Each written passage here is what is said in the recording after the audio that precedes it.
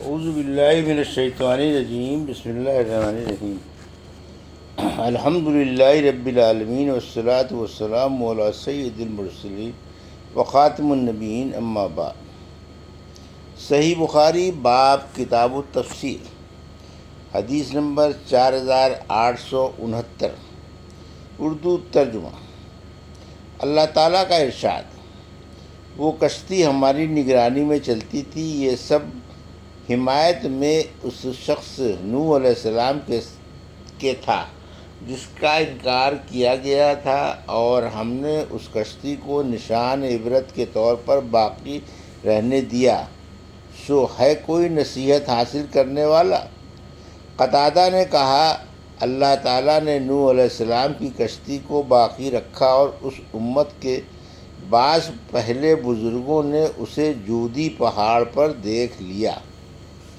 ہم سے حفص بن عمر نے بیان کیا، کہا ہم سے شعبہ نے بیان کیا، ان سے ابو اسحاق نے، ان سے اسود نے، اور ان سے حضرت عبداللہ بن مسعود رضی اللہ عنہ نے بیان کیا کہ نبی کریم صلی اللہ علیہ وسلم فہل من مدکر پڑھا کرتے تھے۔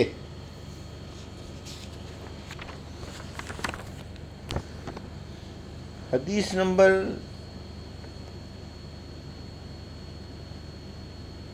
4870، اردو ترجمہ۔ اللہ تعالیٰ کا ارشاد: اور ہم نے آسان کر دیا ہے قرآن کو نصیحت حاصل کرنے کے لیے، سو ہے کوئی نصیحت حاصل کرنے والا؟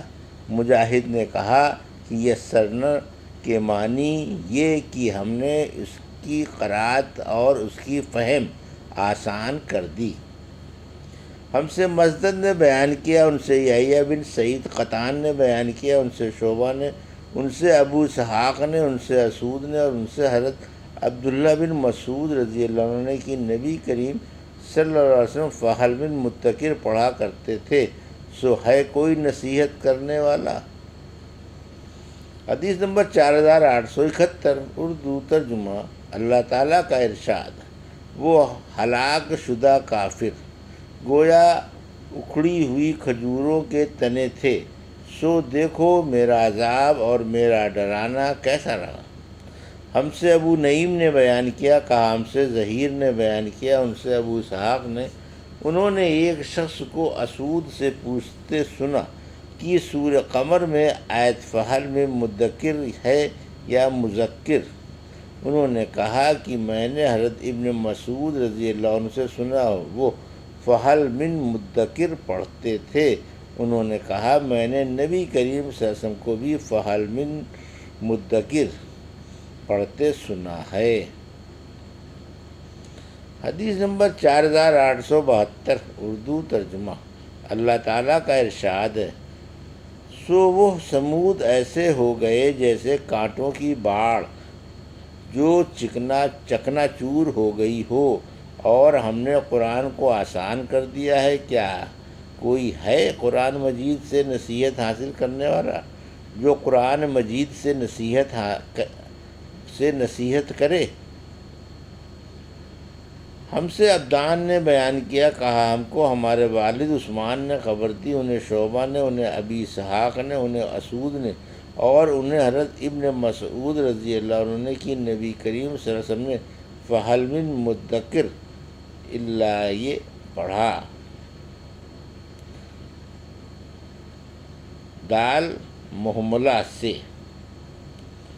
حدیث نمبر 4873، اردو ترجمہ۔ اللہ تعالیٰ کا ارشاد ہے: اور صبح سویرے ہی ان پر عذاب دائمی آ پہنچا، اور ان سے کہا گیا کہ پس میرے عذاب اور ڈرانے کا مزہ چکھو۔ ہم سے محمد بن بشار نے بیان کیا، کہا ہم سے غنزر نے بیان کیا، کہا ہم سے شعبہ نے بیان کیا، ان سے ابو اسحاق نے، ان سے اسود نے، اور ان سے حضرت عبداللہ بن مسعود رضی اللہ عنہ نے کہ رسول اللہ صلی اللہ علیہ وسلم نے فہل من مدکر دال محملہ سے پڑھا تھا۔ حدیث نمبر 4874، اردو ترجمہ۔ اور ہم تمہارے جیسے لوگوں کو ہلاک کر چکے ہیں، سو ہے کوئی نصیحت حاصل کرنے والا؟ ہم سے یحییٰ بن موسیٰ نے بیان کیا، کہا ہم سے وکیع نے بیان کیا، ان سے اسرائیل نے، ان سے ابو اسحاق نے، ان سے اسود بن یزید نے، اور ان سے حضرت عبداللہ بن مسعود رضی اللہ عنہ نے کہ میں نے نبی کریم صلی اللہ علیہ وسلم کے سامنے فہل من مدکر پڑھا تو آپ نے فرمایا کہ فہل من مدکر یعنی دال محملہ سے پڑھو۔ حدیث نمبر 4875 اردو ترجمہ۔ کافروں کی عنقریب ساری جماعت شکست کھائے گی اور یہ سب پیٹ پھیر کر بھاگیں گے۔ ہم سے محمد بن عبداللہ بن حوشب نے بیان کیا، کہا ہم سے عبد الوہاب نے بیان کیا، کہا ہم سے خالد خدا نے بیان کیا، ان سے اکرمہ نے، اور ان سے ابن عباس رضی اللہ عنہ نے دوسری سند، اور مجھ سے محمد بن یحییٰ ذہلی نے بیان کیا، کہا ہم سے عفان بن مسلم نے بیان کیا، ان سے وہیب نے، کہا ہم سے خالد خدا نے، ان سے اکرمہ نے، اور ان سے ابن عباس رضی اللہ عنہ نے کہ رسول اللہ صلی اللہ علیہ وسلم جب کہ آپ بدر کی لڑائی کے دن ایک خیمے میں تھے اور یہ دعا کر رہے تھے کہ اے اللہ میں تجھے تیرا عہد اور وعدہ نصرت یاد دلاتا ہوں، اے اللہ تیری مرضی ہے، اگر تو چاہے ان تھوڑے سے مسلمانوں کو بھی ہلاک کر دے، پھر آج کے بعد تیری عبادت باقی نہیں رہے گی۔ پھر حضرت ابو بکر رضی اللہ عنہ نے آن صلی اللہ علیہ وسلم کا ہاتھ پکڑ لیا اور عرض کیا، بس یا رسول اللہ، آپ نے اپنے رب سے بہت ہی الحاح وزاری سے دعا کر لی ہے۔ اس وقت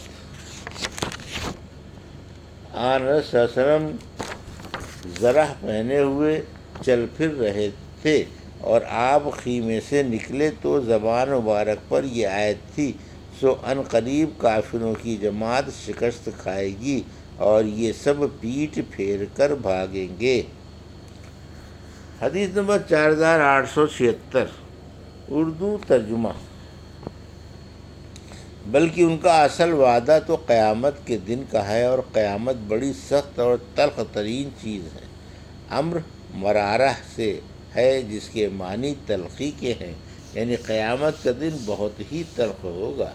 ہم سے ابراہیم بن موسیٰ نے بیان کیا، کہا ہم سے حشام بن یوسف نے بیان کیا، انہیں ابن جریج نے خبر دی، کہا کہ مجھے یوسف بن ماہک نے خبر دی، انہوں نے بیان کیا کہ میں حضرت عائشہ رضی اللہ عنہ ام المومنین کی خدمت میں حاضر تھا، آپ نے فرمایا کہ جس وقت آیت لیکن ان کا اصل وعدہ تو قیامت کے دن کا ہے اور قیامت بڑی سخت اور تلخ چیز ہے، حضرت محمد صلی اللہ علیہ وسلم پر مکے میں نازل ہوئی تو میں بچی تھی اور کھیلا کرتی تھی۔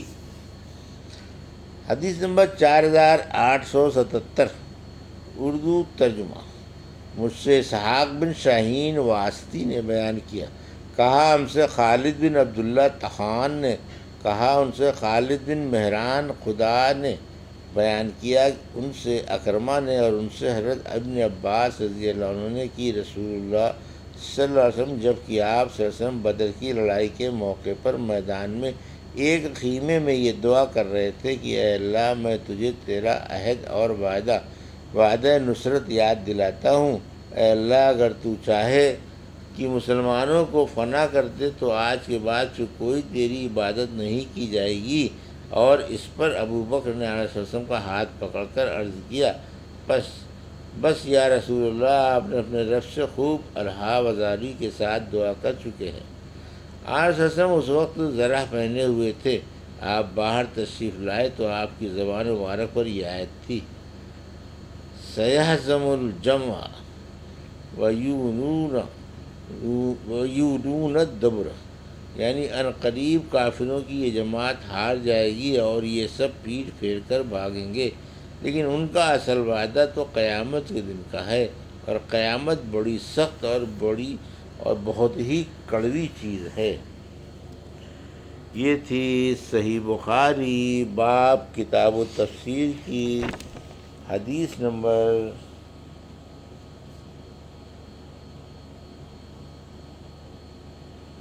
4869 سے 4877 کا اردو ترجمہ جو ابھی آپ نے سماعت فرمایا۔